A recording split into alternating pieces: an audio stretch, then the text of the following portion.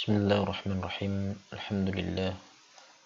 Wassalatu wassalamu ala Rasulillah wa ala alihi wa sahbihi wa man tabi'a hudahu amma ba'd. Insyaallah taala kita melanjutkan pelajaran akidah masih berkenaan tentang tauhid rububiyah. Pada bagian yang kedua ini pada halaman 26 kita masuk dalam pembahasan Ar-raddu ala hadhihi tasawurat al-batilah. Bantahan kepada gambaran-gambaran yang batil, anggapan-anggapan yang keliru yang telah dipaparkan pada pertemuan sebelumnya tentang keadaan orang-orang yang menyekutukan Allah Subhanahu wa taala. Laqad raddallahu ala hadhihi tasawurat batilah jami'an. Sungguh Allah Subhanahu wa taala telah membantah tentang gambaran-gambaran yang batil yang digambarkan oleh orang-orang musyrikin. Bantahan yang pertama adalah ar-raddu ala ubdatil asnam. Bantahan kepada para penyembah berhala. Biqaulihi ta'ala, dengan firman Allah Subhanahu wa ta'ala, afara'aitumul lata wal uzza wa manata tsalitsata al-ukhra. Nah. Afara'aitumul lata wal uzza wa manata tsalitsata al-ukhra. Apa makna ayat tersebut? Wa ma'nal ayati kama qala al-Qurtubi rahimahullahu ta'ala, dan makna ayat tersebut sebagaimana dikatakan oleh al-Imam al-Qurtubi rahimahullah, artinya adalah afara'aitum hadhihi al-alihatu anfa'ta aw anfa'at aw darrat hatta takuna syuraka'an lillahi ta'ala. Bagaimana pendapat kalian?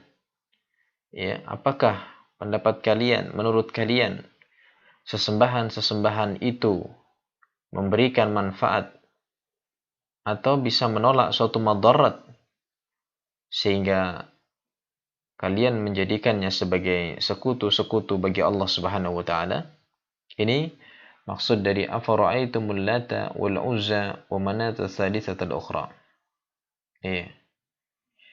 Bagaimana menurut kalian tentang berhala-berhala itu, sesembahan-sembahan itu, Lata, Uzza, wa Manat, yang ketiga, apakah itu bisa memberikan manfaat ataukah bisa menolak suatu musibah, madarat, sehingga kalian justru menjadikannya sebagai sekutu untuk selain Allah Subhanahu wa ta'ala?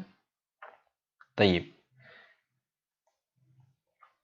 Kemudian waqala ta'ala, Allah Subhanahu wa ta'ala juga berfirman, watlu alaihim naba'a Ibrahim. Bacakan kepada mereka tentang berita Nabi Ibrahim. Idz qala li abihi, bagaimana Nabi Ibrahim itu ketika beliau mengatakan kepada ayahnya, wa qaumihi, dan kaumnya, ma ta'buduna, apa yang kalian ibadahi, apa yang kalian sembah. Qalu na'budu asnaman, fa nadhallu laha akifin. Kami mengibadai asnam, berhala-berhala, sehingga kami bernaung padanya. Maka Nabi Ibrahim mengatakan, qala hal yasma'unakum iz tad'un. Apakah mereka itu bisa mendengarkan kalian ketika kalian minta, kalian seru, kalian memohon, berdoa, apakah mereka bisa mendengarkan kalian? Au yanfa'unakum au yadurruna. Ataukah mereka itu bisa memberikan manfaat kepada kalian atau bisa memadaratkan atau bisa menolak suatu madarat? Qalu bal wajadna aba'ana kadzalika yaf'alun. Jawaban mereka adalah seperti kebiasaan jawaban dari orang-orang yang pelaku kesyirikan, orang-orang musyrikin, ya, dengan jawaban yang tidak ilmiah. Jawabannya apa? Bal, bahkan wajadna aba'ana, kami hanya mendapati nenek-nenek moyang kami, bapak-bapak kami melakukan seperti itu, ya, maka kami pun juga mengerjakannya. Jadi bukan jawaban yang logis, bukan jawaban yang ilmiah. Itulah semua jawaban dari orang-orang musyrikin sejak zaman dahulu Nabi Ibrahim sampai hari kita sekarang ini pun sama. Ketika ditanya, alasannya adalah mereka mendapati nenek moyangnya, bapak-bapaknya melakukan hal yang seperti itu. Faqad wafaqu ala anna al-asnam la tasma'u ad-du'a wa la tanfa'u wa la tadur. Maka sungguh mereka sebenarnya sepakat bahwa berhala-berhala itu tidak bisa mendengarkan doa. Ya.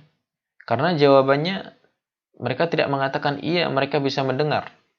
Tapi jawabannya justru kami hanya mendapati nenek moyang kami melakukan seperti ini.